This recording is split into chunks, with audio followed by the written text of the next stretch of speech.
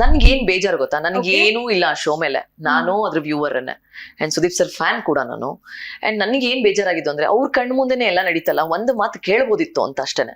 And ಇವಾಗ recent ಆಗಿ ಬಂದಿರೋ ಅಪ್ಡೇಟ್ ಪ್ರಕಾರ ನೆಕ್ಸ್ಟ್ ಸೀಸನ್ ಇಂದ ಅವ್ರು ಮಾಡ್ತಿಲ್ಲ ಅಂತ ನಂಗೆ ತುಂಬಾ ಖುಷಿ ಆಯ್ತು. ವೈ? ಬಿಕಾಸ್ ಟಾಕ್ಸಿಕ್ ಆಗ್ತಾ ಹೋಗ್ತಿದೆ ಸೀಸನ್ಸ್. ಮಾಡದಿರೋದೇ ಒಳ್ಳೇದು. ಮೆಂಟಲ್ ಇಂಪ್ಯಾಕ್ಟ್ ಆಗ್ತಿದೆ ಎಲ್ರಿಗೂ. ಯಾವ ಲೆವೆಲ್ಗೆ ಇದು ಟಾಕ್ಸಿಸಿಟಿ ಅನ್ನೋದು ಕಾಡ್ತಾ ಇದೆ ಅಂತ ಅನ್ಸ್ತಾ ಇದೆ ಪೀಪಲ್ ಎಕ್ಸಾಕ್ಟ್ಲಿ ಅಲ್ಲಿ ಟಾಸ್ಕ್ ಗಳು ಕೊಡ್ತಾರಲ್ವಾ ಇವಾಗ ಕುಸುಮ. why TRP has been increasing? Why? Because people are liking toxicity, negativity.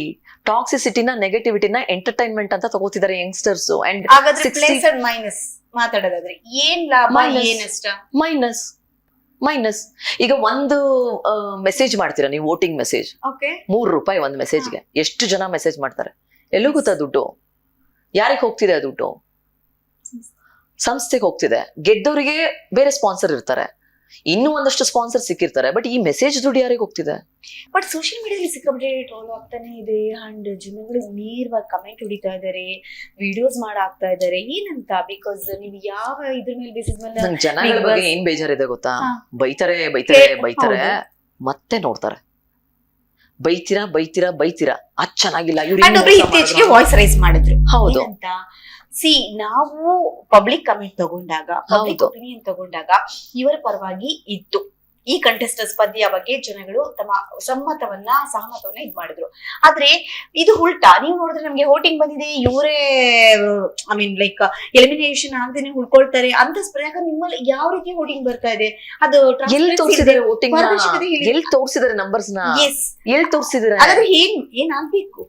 Voting ಎಲ್ಲಿ ತೋರಿಸಿದ್ರೆ number? Who is counting?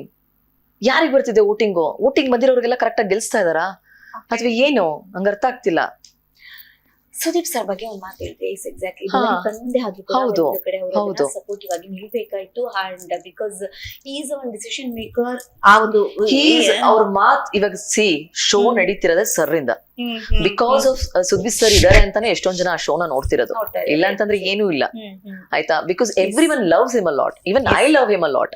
And ಇನ್ನೊಂದು, ನಾನು ಬಿಗ್ ಬಾಸ್ ನ ವಾಚ್ ಮಾಡ್ತಿರ್ಬೇಕಾದ್ರೆ ನಾನು ವೀಕೆಂಡ್ ಎಪಿಸೋಡ್ಸ್ ನ ಜಾಸ್ತಿ ನೋಡ್ತಾ ಇದ್ದಿದ್ದು. ಬಿಕಾಸ್ ಆ ಸ್ಪಾಂಟೇನಿಯಸ್ ಮಾತುಗಳಿರ್ಬೋದು ಅಥವಾ ಅವರು ಚೆನ್ನಾಗಿ ಒಂದು ಕ್ಲಾಸ್ ತಗೊಳ್ಳೋದಿರ್ಬೋದು. I love that a lot. But ನನ್ನ ವಿಷಯದಲ್ಲೇ ಹಿಂಗಾಗೋಯ್ತಲ್ಲ ಅಂತ ನಂಗೆ ಸಖತ್ ಬೇಜಾರಾಯ್ತು. ಎಷ್ಟೊಂದ್ ಜನ ಅನ್ಕೋತಿರ್ತಾರೆ ಇವಾಗ ಏನು. ಆಮೇಲೆ ಇವನ್ ನಾನು ಆ ಶೋ ಅವ್ರಿಗೂ ಕೇಳ್ಕೊಳ್ಳೋದು ಇಷ್ಟ. ಇವಾಗ ನಾನು ಇಷ್ಟೆಲ್ಲ ಮಾತಾಡ್ದೆ ಅಲ್ವಾ ನಿಮ್ ಬಗ್ಗೆ ಓಪನ್ ಆಗಿ, ನಿಮ್ಗೆ ಅನ್ಸ್ಬೋದು ನಾನು ಈ ತರ ಎಲ್ಲ ಮಾತಾಡ್ತಾ ಇದೀನಿ, ಏನೋ ಮಾಡ್ತಾ ಇದೀನಿ ಅಂತ. ಬಟ್ ಆ 1 ತಿಂಗಳು ನಾವು ಸಫರ್ ಮಾಡಿದೀವಲ್ಲ, ನೀವು ಮಾಡಿರೋ ಇನ್ಸಿಡೆಂಟ್ ಇಂದ, that is very much wrong.